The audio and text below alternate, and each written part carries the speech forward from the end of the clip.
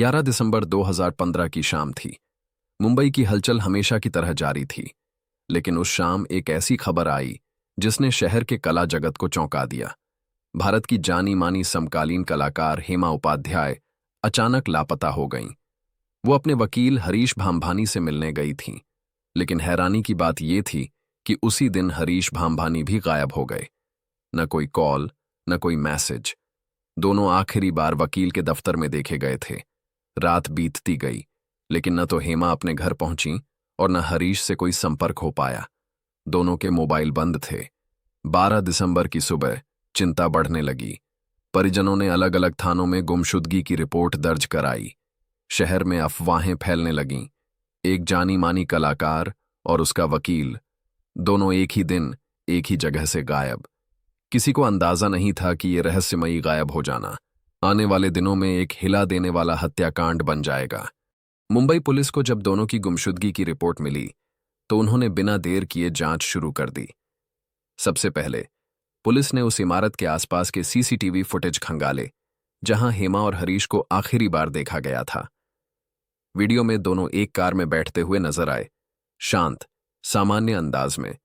ऐसा कुछ नहीं था जो किसी जबरदस्ती या डर की तरफ इशारा करता हो। उसके बाद दोनों के मोबाइल फोन की लोकेशन ट्रेस करने की कोशिश की गई, लेकिन जैसे ही वो कार में बैठे, कुछ ही देर में उनके दोनों मोबाइल स्विच ऑफ हो गए। पुलिस को न तो कोई धमकी भरा कॉल मिला था, न ही कोई फिरौती की मांग। कोई संघर्ष के निशान नहीं, कोई गवाह नहीं, कोई सुराग नहीं। हर बीतते घंटे के साथ रहस्य और गहराता जा रहा था, और अब ये सिर्फ एक लापता लोगों का मामला नहीं रह गया था, बल्कि एक खामोश लेकिन गूढ़ साजिश की आहट देने लगा था। 13 दिसंबर 2015 की सुबह थी। मुंबई के कांदिवली इलाके में स्थित एक नाले में सफाई कर्मचारी अपनी रोज की तरह की ड्यूटी पर लगे थे।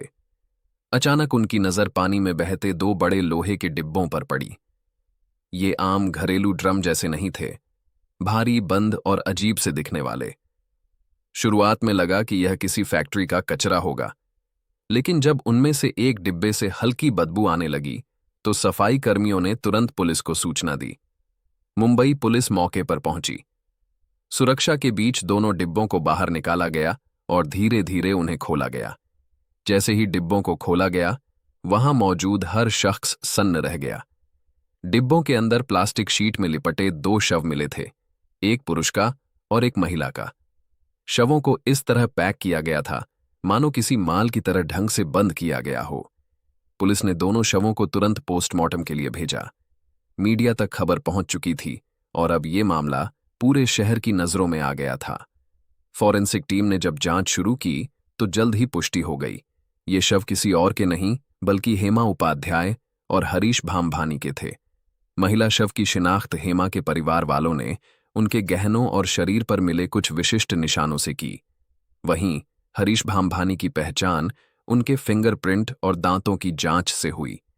ये वही लोग थे जो 2 दिन पहले रहस्यमय तरीके से गायब हो गए थे। अब वे मृत अवस्था में एक गटर में फेंके गए मिले थे। पुलिस के लिए यह अब सिर्फ एक गायब होने का केस नहीं रह गया था, यह अब एक दोहरी हत्या बन चुका था, और इसके पीछे की साजिश बहुत गहरी लग रही थी। लेकिन सवाल अब भी बाकी थे, किसने किया, क्यों किया, और कैसे इतनी सफाई से 2 लोगों की हत्या कर उन्हें ठिकाने लगा दिया गया।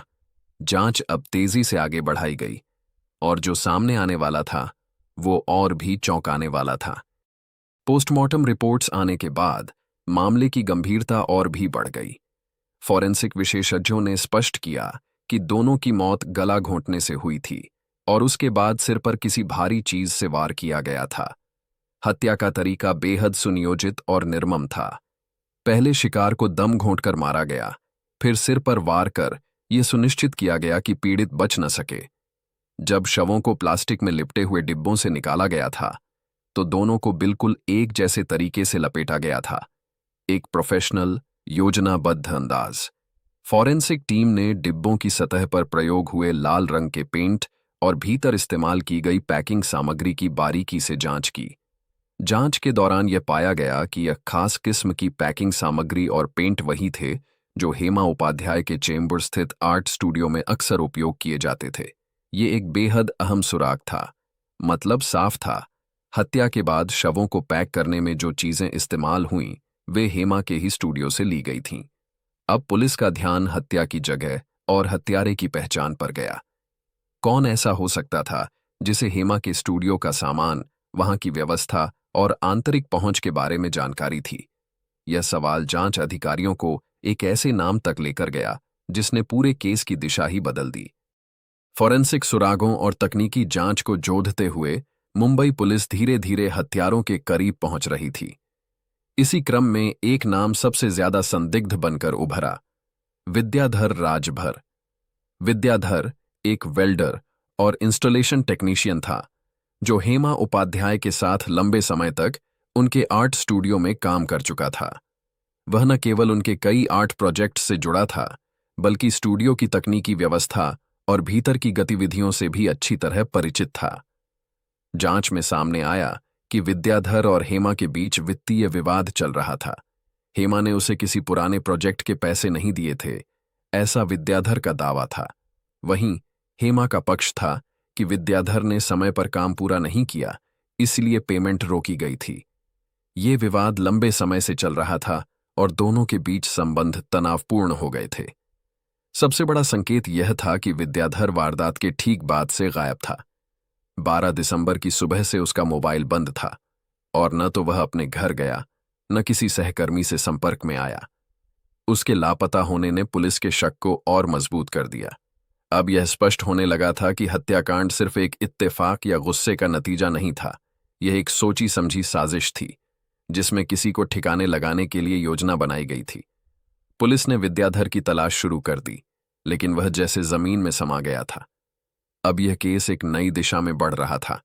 एक फरार अभियुक्त, एक जानी मानी कलाकार की हत्या और परत दर परत खुलता हुआ एक रहस्यमय और भयावह सच। विद्याधर राजभर की तलाश जारी थी, लेकिन पुलिस को जल्द ही उसके कुछ करीबियों तक पहुंच मिल गई। तफ्तीश में पुलिस ने 4 लोगों को गिरफ्तार किया, जिनमें सबसे अहम नाम था लक्ष्मण राजभर, विद्याधर का साथी और भरोसेमंद सहयोगी। लक्ष्मण समेत बाकी आरोपियों से जब कड़ी पूछताछ की गई तो मामला धीरे धीरे खुलने लगा। पूछताछ में जो सच सामने आया वह रोंगटे खड़े कर देने वाला था। आरोपियों ने कबूल किया कि हेमा उपाध्याय और उनके वकील हरीश भांभानी को एक साजिश के तहत स्टूडियो में बुलाया गया था। विद्याधर ने हेमा से पुराने प्रोजेक्ट को लेकर बातचीत का बहाना किया और उन्हें मिलने बुलाया। हेमा अपने वकील हरीश के साथ पहुंची। उन्हें अंदाजा भी नहीं था कि यह मुलाकात उनकी जिंदगी की आखिरी साबित होगी। जैसे ही दोनों स्टूडियो में पहुंचे, वहां पहले से मौजूद लोगों ने उन्हें दबोच लिया। गला घोंटकर हत्या की गई और फिर सिर पर वार कर यह सुनिश्चित किया गया कि दोनों में से कोई बचे नहीं। इसके बाद शवों को प्लास्टिक शीट में लपेटा गया और लोहे के ड्रमों में बंद कर दिया गया। ये वही ड्रम थे जिनका उपयोग हेमा के आर्ट वर्क्स में होता था। शवों को कांदिवली के नाले में फेंका गया, इस उम्मीद में कि पानी और समय सबूत मिटा देंगे। पूछताछ में यह भी सामने आया कि हत्या के पीछे 2 मुख्य कारण थे। ओंग, पैसों का लेन देन। विद्याधर को लगता था कि हेमा ने उसका मेहनताना दबा रखा है। 2, पुरानी रंजिश, कई सालों से चला आ रहा आपसी तनाव, अविश्वास और अपमान का एहसास। अब मामला और साफ होता जा रहा था, लेकिन असली मास्टरमाइंड यानी विद्याधर अब भी पुलिस की पकड़ से बाहर था और इसी ने इस केस को भारत के सबसे चर्चित, रहस्यमय और जटिल हत्या मामलों में से एक बना दिया। जब पुलिस को यकीन हो गया कि इस दोहरे हत्याकांड का असली मास्टरमाइंड विद्याधर राजभर ही है, तो उसकी गिरफ्तारी के लिए एक बड़ा ऑपरेशन शुरू किया गया। लेकिन तब तक बहुत देर हो चुकी थी। पुलिस जांच में सामने आया कि विद्याधर भारत से फरार हो चुका था। शुरुआती लोकेशन ट्रेसिंग और कुछ गवाहियों से संकेत मिला कि वह नेपाल भाग गया था, जहां उसका पारिवारिक और जातीय नेटवर्क पहले से मौजूद था। मुंबई पुलिस ने तुरंत नेपाल पुलिस और भारत के केंद्रीय एजेंसियों से संपर्क किया। विदेशी धरती पर अभियुक्त के छिपने की पुष्टि होते ही इंटरपोल के जरिए रेड कॉर्नर नोटिस जारी किया गया, ताकि विद्याधर को किसी भी देश में पहचान कर गिरफ्तार किया जा सके। पुलिस की कई टीमों ने भारत नेपाल सीमा पर छापेमारी की। नेपाल में विद्याधर के रिश्तेदारों और पुराने संपर्कों से पूछताछ की गई, लेकिन विद्याधर ऐसे गायब हुआ जैसे धुएं में घुल गया हो।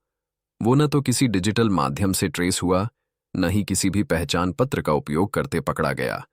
वो एक प्रशिक्षित अपराधी नहीं था, लेकिन उसने हत्या के बाद भागने और खुद को छुपाने की योजना बेहद चतुराई से बनाई थी।